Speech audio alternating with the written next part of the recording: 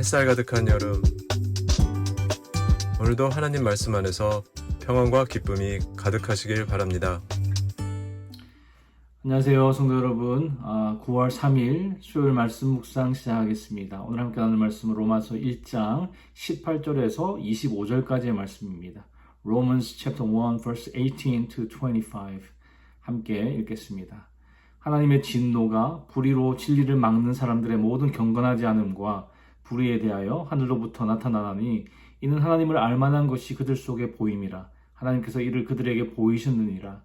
창세로부터 그의 보이지 아니하는 것들 곧 그의 영원하신 능력과 신성이 그가 만드신 만물에 분명히 보여 알려졌나니 그러므로 그들이 핑계하지 못할지니라. 하나님을 알되 하나님을 영화롭게도 아니하며 감사하지도 아니하고 오히려 그 생각이 허망하여지며 미련한 마음이 어두워졌나니 스스로 지혜 있다 하나 어리석게 되어 썩어지지 아니하는 하나님의 영광을 썩어질 사람과 새와 짐승과 기어다니는 동물 모양의 우상으로 바꾸었느니라. 그러므로 하나님께서 그들을 마음의 정욕대로 더러움에 내버려 두사 그들의 몸을 서로 욕되게 하게 하셨으니 이는 그들이 하나님의 진리를 거짓 것으로 바꾸어 피조물을 조물주보다 더 경배하고 섬김이라. 주는 곧 영원히 찬송할 이시로다. 아멘. 여러분 혹시 물멍이라는 단어를 들어보셨습니까?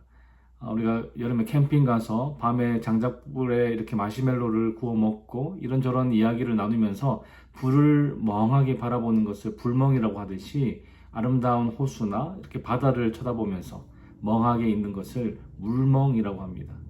도시의 그 일상 속에서의 그 답답함을 느낄 때 탁 트인 바다를 보면서 물멍하고 싶다 이런 생각이 종종 들지요.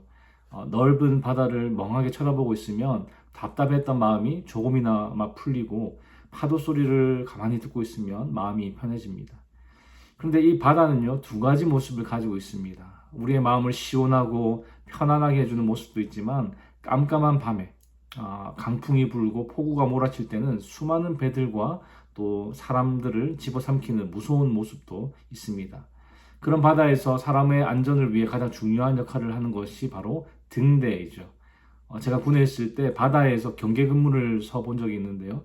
구름이 참 이렇게 많이 끼어서 밤에 유일하게 빛이 되어주는 달이 가려지는 날에는 정말 아무것도 보이지 않습니다.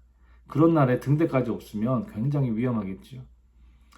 1934년 9월 8일에 뉴욕을 향해서 항해 중이던 모로캐슬이라는 여객선 내부에서 화재가 발생했습니다. 그리고 화재 발생 직전에 선장이 심장마비로 사망한 상태였습니다.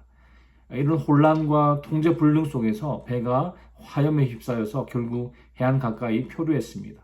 그런데 문제는 그날 밤에 강풍과 폭우가 몰아쳤고 심지어 해안의 등대가 고장이 나서 작동하지 않았습니다. 이 등대가 고장난 것 때문에 구조 작업에 큰 어려움이 있었고 거기에 더해서 이 배가 암초에 부딪혀서 좌초되고 말았습니다. 이 사건으로 137명이 목숨을 잃었습니다. 이 사고는 단지 선박 내에서 일어났던 화재 때문만이 아니라 외부의 등대가 제 역할을 하지 못했던 것도 치명적인 원인이 되었습니다. 등대가 제 역할을 하지 못해서 바다에서 일어난 사고가 생각보다 많습니다. 전기세 아끼려고 등대의 불을 꺼두었다가 이렇게 안개 속을 지나던 대형 화물선이 암초에 부딪혀 이렇게 침몰한 사건도 있죠. 등대는 어두운 밤에 방향을 잃지 않도록 안내하는 역할을 합니다. 그 불빛이 사라지면 배는 어디로 가야 할지 알 수가 없습니다. 하나님은 우리에게 자연을 통해서 또 양심을 통해서 또 심지어 사람들을 통해서 진리라는 등대의 빛을 비추어 주셨습니다. 하나님께서 이 창조 세계에 분명히 자신을 알리셨다는 것이죠. 그러나 인간은 스스로 그 등대의 빛을 외면하거나 꺼버렸습니다. 그것이 바로 인간의 죄이고 하나님의 진노가 임하는 이유입니다. 오늘 우리가 읽은 본문은 하나님의 진노는 왜 나타나는가? 인간은 왜 핑계할 수 없는가? 그리고 왜 그리스도가 절대적으로 필요한가에 대해서 잘 보여주고 있습니다. 먼저 오늘 본문 18절을 다시 한번 읽어보겠습니다. 18절입니다. 하나님의 진노가 불의로 진리를 막는 사람들의 모든 경건하지 않음과 불의에 대하여 하늘로부터 나타나나니.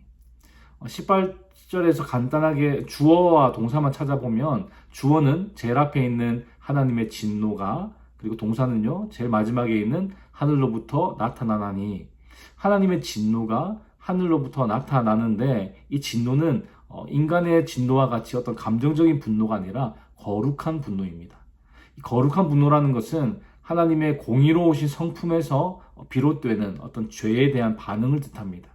하나님께서 너희들 내 말 안 들어? 내가 시키는 대로 안 해? 이것들이 하면서 감정적으로 격분하는 것이 아니라 하나님의 본질적 속성인 거룩함과 공의에 따라서 죄에 대해 의롭고 일관되게 반응하시는 것을 뜻하는 것이죠. 한마디로 죄에 대한 하나님의 거룩함과 공의의 표현이 바로 거룩한 분노, 이 하나님의 진노라는 것입니다. 그런데 이 하나님의 진노가 하늘로부터 나타났다라고 말합니다. 하늘에서 내려오는 하나님의 의로운 심판이라는 뜻이지요.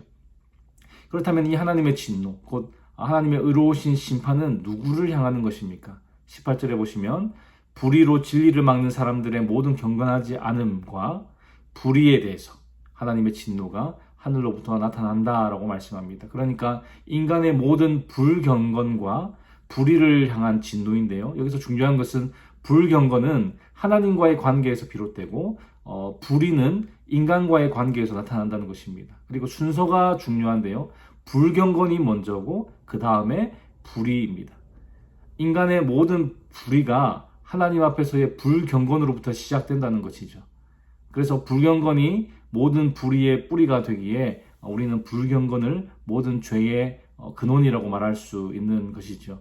그런데 하나님께서 왜 이렇게 불경건하고 불의한 사람들에게 진노를 나타내시는지는 19절에 그 이유가 나옵니다. 19절을 다시 한번 읽어보겠습니다. 이는 하나님을 알만한 것이 그들 속에 보임이라. 하나님께서 이를 그들에게 보이셨느니라. 이 구절은 일반 계시 혹은 자연 계시에 대한 말씀입니다. 여러분, 계시라는 것은 하나님께서 스스로를 드러내신다는 뜻이지요. 그래서 계시의 종류에는 두 가지가 있는데요. 자연과 같은 그런 창조물, 그리고 인간의 양심을 통해서 하나님에 대해서 알 수 있는 일반 계시가 있고, 그리고 하나님께서 직접적으로 인간에게 특별한 방식으로 자신의 뜻을 나타내시는 특별 계시가 있습니다. 대표적인 특별 계시가 바로 신구약 성경이지요. 특별 계시를 통해서만 우리가 구원에 이르는 지식을 얻을 수 있지만, 그렇다고 해서 일반 계시가 아무런 의미가 없다는 것은 아닙니다. 일반 계시가 구원에 이르는 충분한 지식을 주지는 못하지만, 특별 계시처럼 그런 충분한 지식을 주지는 못하지만 인간이 마음대로 죄짓지 않도록 하는 역할을 합니다. 하늘에 있는 어떤 태양과 별들, 또 질서 있게 움직이는 우주를 보면서 사람들은 하나님의 존재에 대해서 알게 됩니다. 그리고 선악을 구분하려는 어떤 인간의 양심과 인간 내면의 어떤 숭고함에 대한 갈망 같은 것들이 모두 하나님의 존재와 능력을 깨닫게 해주기 때문에 그 누구도 하나님을 모른다고 핑계할 수 없다라고 사도 바울이 강력하게 말하고 있는 것이죠. 20절 말씀 다시 한번 읽어보겠습니다. 20절입니다. 창세로부터 그의 보이지 아니하는 것들 곧 그의 영원하신 능력과 신성이 그가 만드신 만물에 분명히 보여 알려졌나니 그러므로 그들이 핑계하지 못할지니라. 하나님은 침묵하신 적이 없었습니다. 문제는 인간이 듣지 않았다는 데 있습니다. 그래서 인간의 타락은 하나님에 대한 무지에서 시작되는 것이 아니라 불순종에서 시작되었다고 말할 수 있는 것이죠. 21절과 22절에 보니까 인간이 하나님을 알았지만 그분을 예배하지도 않았고 감사하지도 않았고 오히려 스스로를 지혜롭다고 여겼습니다. 그 지혜로 인간이 한 것이 무엇입니까, 여러분? 23절 한번 읽어볼까요? 23절입니다. 썩어지지 아니하는 하나님의 영광을 썩어질 사람과 새와 짐승과 기어다니는 동물 모양의 우상으로 바꾸었느니라. 스스로 지혜롭다고 여기는 인간이 한 것은 하나님의 영광을 썩어질 피조물의 형상으로 바꾼 것입니다.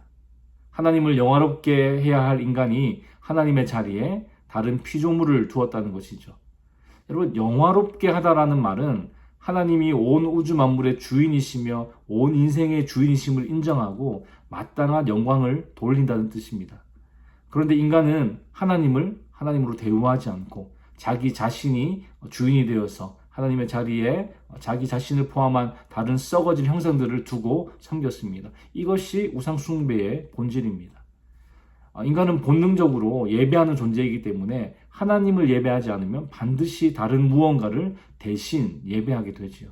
이러한 우상 숭배에 대한 하나님의 심판은요, 하늘에서 불이 떨어지거나 심각한 질병을 주시는 것이 아니라 그들의 마음의 정욕대로 내버려 두는 것입니다. 24절과 25절 말씀 한번 읽어보겠습니다.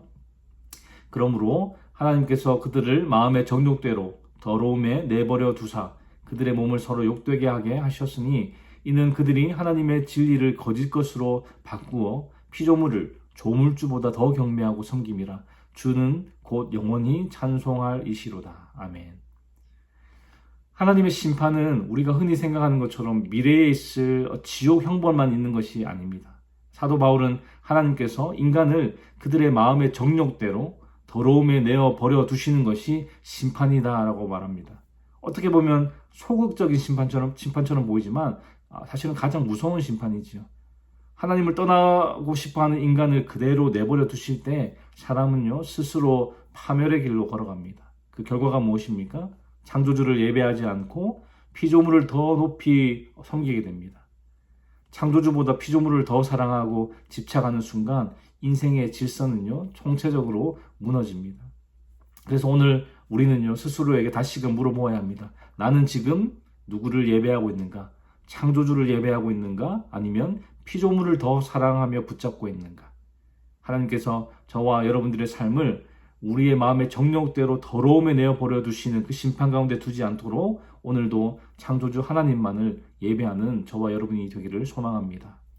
사랑하는 성도 여러분, 로마서 1장은요 우리를 철저히 절망 가운데로 몰아넣는 것처럼 보입니다. 하나님의 진노는 정말 실제적이고 또 그 진노는 바로 지금 우리가 사는 세상 속에서도 내어버려 두심이라는 방식으로 나타나고 있는 것이죠. 그런데 바로 여기에서 복음이 빛을 발합니다. 인간은 하나님을 알면서도 진리를 억누르고 또 하나님의 영광을 바꾸어서 피조물을 섬겼습니다. 그래서 우리는 모두 하나님의 영광을 도둑질한 그런 자들이죠.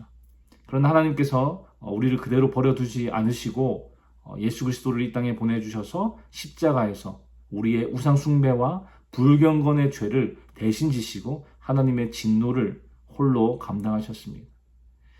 고린도후서 5장 21절은 이렇게 말씀합니다. 하나님이 죄를 알지도 못하신 이를 우리를 대신하여 죄로 삼으신 것은 우리로 하여금 그 안에서 하나님의 의가 되게 하려 하심이라. 아멘. 사랑하는 성도 여러분, 이것이 바로 복음이지요. 우리의 등대이신 예수 그리스도가 세상의 어둠 속에서 꺼지지 않는 빛이 되어주셨습니다. 그분을 바라볼 때 우리는 길을 잃지 않고 파멸의 바다에서 생명의 길로 나아갈 수 있습니다. 그래서 오늘 우리는 다시 결단해야 합니다. 진리를 억누르지 않고 말씀 앞에 겸손히 순종하겠습니다. 창조주보다 피조물을 사랑하는 우상 숭배를 끊고 오직 하나님만 예배하겠습니다. 그리고 무엇보다 진노를 피할 유일한 길이신 예수 그리스도를 신뢰하겠습니다. 오늘도 이 복음의 소망을 붙들고 주님을 영화롭게 하는 삶을 살아가는 저와 여러분 되시기를 주님의 이름으로 축원합니다. 기도하겠습니다. 하나님 아버지, 오늘도 말씀을 통해 우리에게 교훈 주시니 감사합니다. 주님, 우리 모두는 하나님을 알면서도 진리를 억누르고 하나님의 영광을 바꾸어 피조물을 더 사랑하며 살아온 자들임을 고백합니다. 그러나 우리를 그대로 버려두지 아니하시고 예수 그리스도를 보내셔서 십자가에서 우리의 죄를 담당하시고 하나님의 진노를 홀로 감당하게 하신 그 은혜를 찬양합니다. 주님, 우리의 눈을 열어주셔서 언제나 창조주 하나님만 바라보게 하시고 우리의 삶의 등대 되신 예수 그리스도를 따르게 하여 주시옵소서. 진리를 억누르지 않고 말씀 앞에 겸손히 순종하며 우상 숭배를 끊고 오직 주님만 예배하는 삶을 살기 원합니다. 오늘도 우리의 마음을 붙드시고 성령께서 우리 안에 역사하여 주셔서 주님 안에서 참된 영광과 자유를 누리게 하여 주시옵소서. 주님, 오늘도 우리의 가정과 교회와 공동체가 창조주 하나님을 영화롭게 하는 거룩한 삶을 살아가도록 인도하여 주시옵소서. 감사를 드리며 예수 그리스도의 이름으로 기도하였습니다. 아멘. 수요일 기도 제목을 함께 기도하겠습니다. 교육부 및 청년 등 다음 세대 사역을 위해 기도하실 때에 영아부, 유아부, 초등부, 청소년부가 교회학교를 통해 복음을 만날 수 있도록 대학부, 청년부, EM 사역을 통하여서 우리 다음 세대가 신앙적 가치관을 확립하도록 기도해 주시기 바랍니다. 구역장님들과 새가족들을 위해 기도하실 때에 우리 구역장님들 한 분 한 분이 섬김을 통해서 각 개인이 은혜와 복을 누리도록 새가족들이 잘 정착하여 믿음의 뿌리를 견고하게 내리도록 기도해 주시기 바랍니다. 선교사님을 위해 기도하실 때에는 네팔의 윤성철 선교사님, 터키의 하상욱 선교사님, 일본의 문일배 선교사님, 페루의 윤애경 선교사님, 그들의 선교사역을 통하여서 많은 영혼들이 복음을 듣고 주께 돌아올 수 있도록 함께 기도해 주시기 바랍니다.